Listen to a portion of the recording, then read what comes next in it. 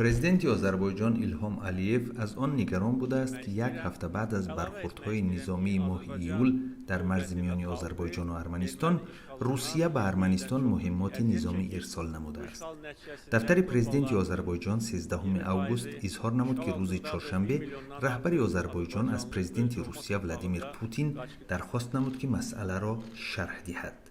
باکو اصرار می‌ورزد که بعد آغاز برخوردها روسیه بیش از 400 تن مهمات نظامی را توسط حریم هوایی قزاقستان، ترکمنستان و ایران به ارمنستان تقدیم کرده است.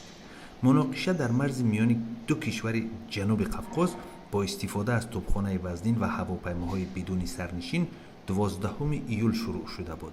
در این برخوردها کمش 5 نظامی ارمنی و 12 افسر و سرباز آذری از جمله یک ژنرال این کشور به هلاکت رسیدند.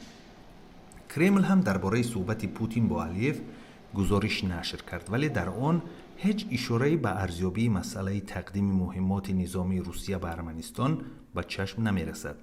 ارمنستان تاکنون اظهارات پرزیدنت آذربایجان را شرح نداده است.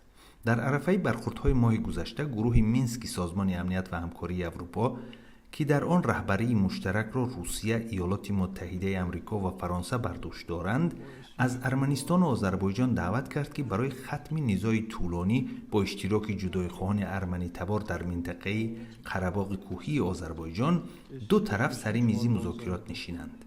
ارمنستان عضو سازمان پیمان امنیت دسته‌جمعی زیر رهبری مسکو بوده از روسیه با نرخ ارزان سلاح و مهمات به دست می‌آورد.